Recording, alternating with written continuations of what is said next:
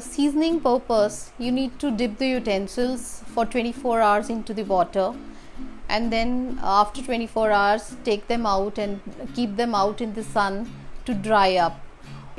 In summers 2 to 3 days you can keep out for drying purpose. And once the cooking utensils dry, there is another process, second step, which needs to be followed.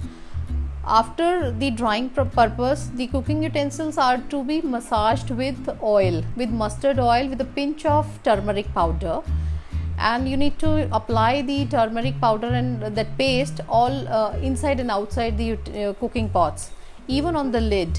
After that you need to keep it out to dry them completely, and the cooking pot will completely soak everything except the turmeric.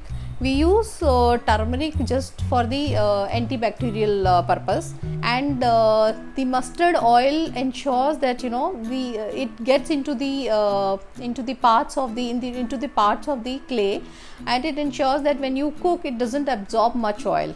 This process is to be only done with the cooking utensils for which are going to be used on the flame.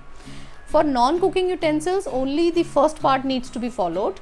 Like you will have to dip them in water and then keep out in the sun and dry it, and after that you can immediately start using them. For the cooking utensils, as I was mentioning, first meal to be cooked in these cooking utensils is the rice. You need to make khula chawal with extra water. You need to cook the rice into those cooking pots, and then after that the rice is cooked. These are ready for cooking purpose.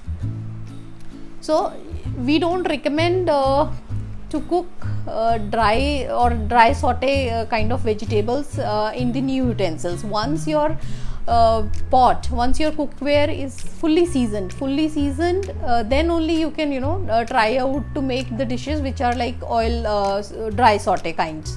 So for first initial like 3-4 cookings, we always recommend you to go in with gravy items. Like dal you can cook lentils, you can cook gravy, any kind of gravy items.